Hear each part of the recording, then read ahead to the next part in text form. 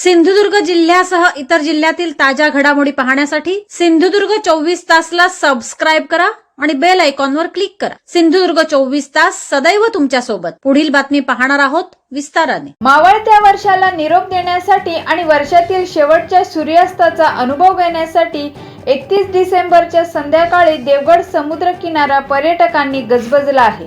देवगड समुद्र किनारा लोकप्रिय आहे।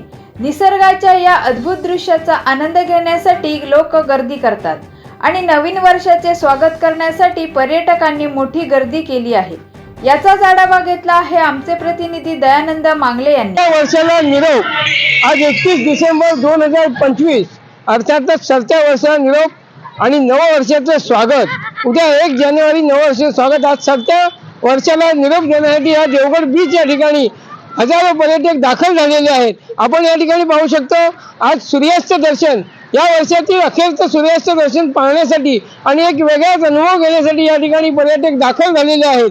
आज देवगड बीच या ठिकाणी 30 आणि 31 डिसेंबर या 2 दिवशी जल्लोष सोहळ्याचं देखील आयोजन केलं आहे आणि प्रतिवर्षी या ठिकाणी 31 डिसेंबर या दिवशी सूर्यास्त दर्शन, वर्षाच्या शेवटच्या दिवसाचं सूर्यास्त दर्शन पाहण्यासाठी हजारो पर्यटक सिंधुदुर्ग जिल्ह्याबरोबर महाराष्ट्रातील अन्य प्रांतातून दाखल झालेले असतात। आणि अशा पद्धतीने आपण समोर पाहू शकतो या समुद्र किनारी बीचवर आजूबाजूला पर्यटक इथे ठाण मांडून बसलेले आहेत। त्या सूर्यास्त दर्शनाचा आस्वाद घेण्यासाठी या ठिकाणी दाखल झालेले आहेत आणि या सरत्या वर्षातील शेवटच्या सूर्यास्त दर्शनाला निरोप देण्यासाठी देखील मोठ्या प्रमाणात या ठिकाणी पर्यटक दाखल झालेले आहेत।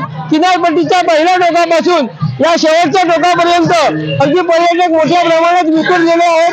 त्याचप्रमाणे जल्लोष सोहळ्याचं आयोजन असल्यामुळे ठिकठिकाणी फूड स्टॉलवर देखील पर्यटक मोठ्या संख्येने आहेत आणि या ठिकाणी आज या वर्षातील अखेरचं सूर्यास्त दर्शन पाहण्यासाठी निश्चितपणे त्याचा एक वेगळा अनुभव घेण्यासाठी त्या ठिकाणी पर्यटक समुद्र स्नान देखील करत आहेत आणि या काही क्षणातच या वर्षातील अखेरचं सूर्यास्त दर्शन या ठिकाणी एक नयनरम्य देखावा हा एक चांगला या परिसरात आपल्याला पाहावयास मिळणार आहे। आपल्यासोबत या ठिकाणी आलेले पर्यटक आहेत, आपण त्यांच्याशी संवाद साधणार आहोत। एकंदरीत पाहता आज सरत्या वर्षाचा शेवटचा दिवस आणि या देवगड बीचवर जे सूर्यास्त दर्शन पाहावयास मिळत आहे त्याबद्दल आपण काय सांगाल?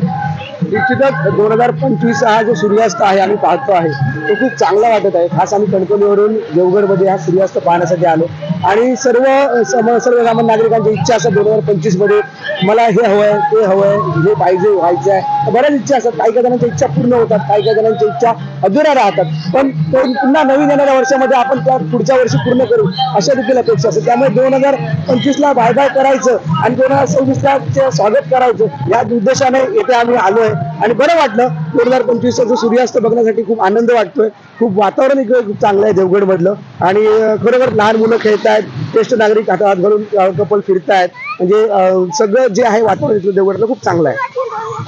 निश्चितपणे या ठिकाणी या संपूर्णपणे अगदी आबालवृद्धांपासून अगदी बालकांपर्यंत या ठिकाणी पर्यटक दाखल झाले आहेत, वाळूचा आनंद घेत आहेत। अशा पद्धतीने या ठिकाणी एक छोटा बालक या ठिकाणी आपल्याशी संवाद साधतो। इथे देवगडमध्ये आलायस, बीचवर तू मजा करतोस, हे सूर्यास्त दर्शन तुला आता समोर दिसत आहे, तुला कसं काय वाटतं?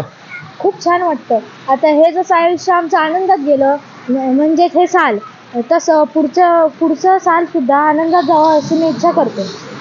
नक्कीच या छोट्या बालकाने देखील या सरत्या वर्षाचा शेवटचा निरोप घेत असताना सूर्यास्त दर्शन झाल्यानंतर या वर्षी जसं आनंदात गेलं तसंच पुढील वर्ष देखील आनंदात जावं अशी प्रतिक्रिया व्यक्त केली आहे या ठिकाणी। आणि त्याच्यावरून छोट्या बालक आहे, तुला बाळ कसं वाटतं आज तू इथं आलाय देवगडमध्ये बीच वर आलायस, कसं काय वाटतंय? चांगलं वाटतंय, एकदम भारी, असं आनंद कधी भेटला नाही असं वाटतं। तुला देवगड बीच कसा वाटला? चांगला। तू इथे येऊन काय काय केलंस?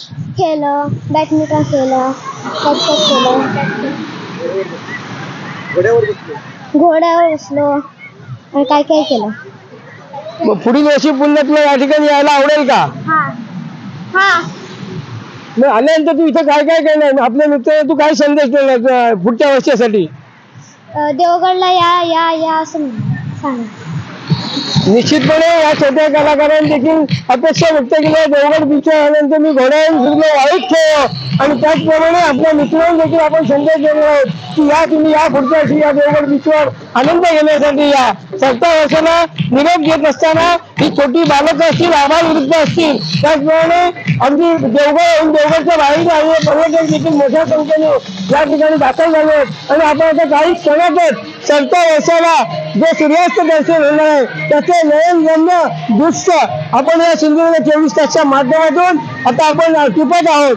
आपल्याला आपल्या सर्व वाचकांसाठी हे निश्चितपणे एक विनोदनीय दृश्य आम्ही या सिंधुदुर्ग 24 तासच्या माध्यमातून आपल्यापर्यंत पोहोचवत आहोत. आपणही या संपूर्णपणे सूर्यास्त दर्शनाचा आस्वाद घ्यावा. एक विलोभनीय अतिशय चांगल्या पद्धतीचं देवगडचा बीच या ठिकाणी हा पूर्णपणे पर्यटकांनी फुलून गेला आहे. 30-31 डिसेंबर जल्लोत्सव देखील मोठ्या प्रमाणात या ठिकाणी साजरा होत आहे. आणि अशा या ठिकाणी आता आपण पाहत आहोत हे अंतिम टप्प्यातील 2025 मधील शेवटचं सूर्यास्त दर्शन. आणि हे सूर्यास्त दर्शन आम्ही आमच्या वाचकांपर्यंत पर्यटकांपर्यंत सिंधुदुर्ग 24 तासच्या माध्यमातून पोहोचवत आहोत. सिंधुदुर्ग 24 ताससाठी दयानंद मांगले, देवगड.